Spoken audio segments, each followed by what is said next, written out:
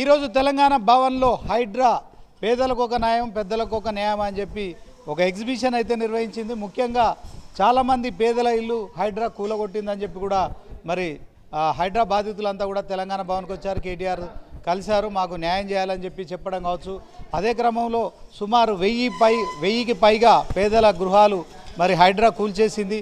So రాత్రి అంటే తెల్లవారుజామున 3 గంటలకు కూడా తమను నిద్ర నుంచి లేపి కూడా మరి యొక్క తమ గృహాలు కూడా పూర్తి స్థాయిలో మరి కూలగొట్టారు.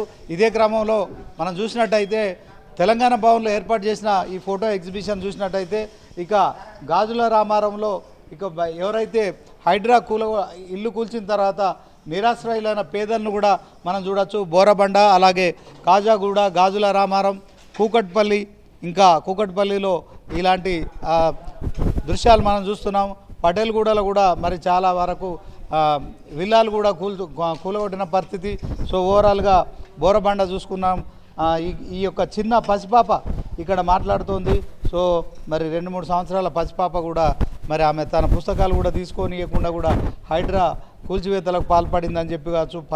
పటేల్గూడలో కూడా మరి కూలగొట్టిన ఏదైతే హైడ్రా కూలగొట్టిన ఏదైతే ఇల్లు ఉన్నాయో, గృహాలు ఉన్నాయో, వాణిజ్య సముదాయాలు ఉన్నాయో, సో చాలా వరకు బీఆర్ఎస్ భవన్లో ఈరోజు ఏర్పాటు చేసిన ఫోటో ఎగ్జిబిషన్ అయితే నిజంగా హైడ్రా వచ్చిన తర్వాత మరి మొత్తానికి పేదల ఇల్లు కూల్చారని చెప్పి కూడా మరి కేటీఆర్ను కలిసి వాళ్ళు మొరబెట్టుకున్నారు. సో ఇక పేదలకు ఒక న్యాయం పెద్దలకు ఒక న్యాయం అంటే ఇక మంత్రి పొంగులేటి శ్రీనివాసరెడ్డికి సంబంధించి మరి ఆయన రాష్ట్ర సమాచార రెవెన్యూ గృహ నిర్మాణ శాఖ మంత్రిగా ఆయనకి హిమాయత్ సాగర్లో ఫామ్ హౌస్ ఉంది. సో ఫామ్ హౌస్ సంబంధించిన లొకేషన్ కూడా ఇక్కడ చూపించడం జరిగింది. మరి ఎఫ్టీఎల్ పరిధిలో కావచ్చు, బఫర్ జోన్లో కావచ్చు, సో ఇవన్నీ కూడా ఉన్నట్టు కూడా మనకు స్పష్టంగా కనిపిస్తోంది. సో ఓవరాల్గా రాష్ట్ర రెవెన్యూ శాఖ మంత్రికి సంబంధించి మరి హిమాయత్ సాగర్లో ఫామ్ హౌస్ ఉంది. సో దీంట్లో పెద్దలకు సంబంధించిన ఫామ్ హౌస్లు ఏవి కూడా మరి ఇప్పటి వరకు కూల్చలేదు. అదే క్రమంలో గుత్తా సుఖేందర్ రెడ్డి శాసన మండలి చైర్మన్ ఉస్మాన్ సాగర్లో ఆయనకు ఒక మరి ఫామ్ హౌస్ కూడా ఉంది. సో దానికి సంబంధించిన లొకేషన్ కూడా మరి ఇక్కడ గూగుల్కు సంబంధించిన మ్యాప్ లొకేషన్ కూడా చూపెడుతున్నారు. అదే క్రమంలో ఈ ఫామ్ హౌస్కు సంబంధించిన బిల్డింగ్ ఫోటోను కూడా ఇక్కడ ప్రదర్శించడం జరిగింది.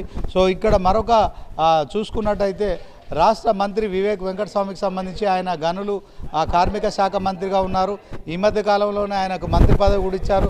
సో హిమాయత్ సాగర్లో ఆయన కూడా ఒక ఫామ్ హౌస్ ఉంది. ఆ ఫామ్ హౌస్ కూడా మరి ఫోటో ఇక్కడ మనం చూడొచ్చు.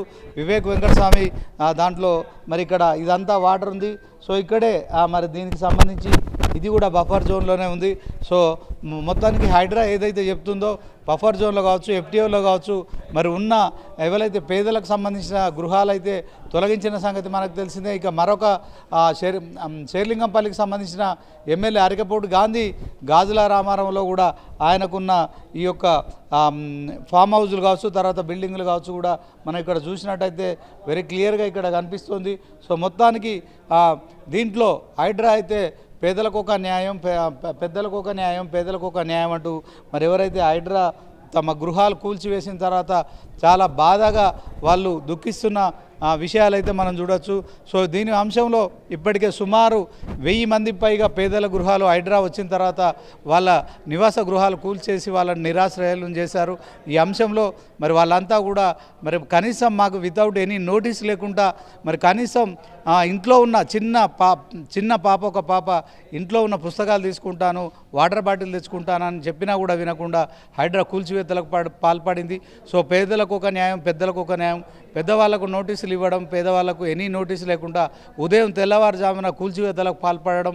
అదే క్రమంలో మరి కాంగ్రెస్లో మంత్రులుగా, తర్వాత మరి మండలి చైర్మన్గా ఉన్న వీళ్ళందరికీ సంబంధించిన అంశంలో మరి వాళ్ళ పెద్దవాళ్ళ ఫామ్ హౌజులను కూడా మరి ఎక్కడికక్కడ సంరక్షిస్తోంది కాంగ్రెస్ ప్రభుత్వం. పేదల ఇల్లు కూల్చుతోంది. సో రాత్రికి రాత్రి ఎలాంటి నోటీసు లేకుండా మరి వాళ్ళ గృహాలు వాళ్ళు ఎప్పటి నుంచో 30-40 సంవత్సరాల నుంచి కట్టుకొని ఉన్న గృహాలను కూల్చివేసి నిరాశ్రయాలు చేస్తున్నారు. సో ఇదే క్రమంలో ఇందిరమ్మ రాజ్యం అంటే మరి పేదలకు ఇల్లు కట్టించాలి, కానీ పేదల గృహాలు కూల్చేస్తున్నారు కనుక మరి వారంతా కూడా బీఆర్ఎస్ భవన్ అంటే తెలంగాణ భవన్కు రావడం కావచ్చు, కేటీఆర్ సమక్షంలో మొరబెట్టుకోవడం కావచ్చు. కేటీఆర్ కూడా వారందరూ కూడా భరోసా ఇచ్చి ఖచ్చితంగా మీ తరపున మేము మరి న్యాయ పోరాటం చేస్తాం, మీరు మాతో సహకరించండి అని చెప్పడం కావచ్చు. అదే క్రమంలో మరి బీఆర్ఎస్ ప్రభుత్వం వస్తే ఖచ్చితంగా మీ అందరికీ కూడా మరొకసారి కూడా ఏవైతే మరి కాంగ్రెస్ ప్రభుత్వ హయాంలో హైడ్రా కూల్చివేసిన ఇళ్లను కూడా పునరుద్ధరిస్తారని చెప్పడం కావచ్చు. సో తెలంగాణ రాష్ట్ర వ్యాప్తంగా ఒకవైపు జూబ్లీహిల్స్ ఉప ఎన్నిక కొనసాగుతున్న నేపథ్యంలో మరి తెలంగాణ భవన్లో ఏర్పాటు చేసిన ఫోటో ఎగ్జిబిషన్ అయితే నిజంగా కొంత బాధ కలిగించేలాగా కనిపిస్తుంది. సో పెద్దవాళ్ళకు ఒక న్యాయం, పేదలకు ఒక న్యాయం అన్నట్టుగా కూడా స్పష్టంగా కనిపిస్తుంది.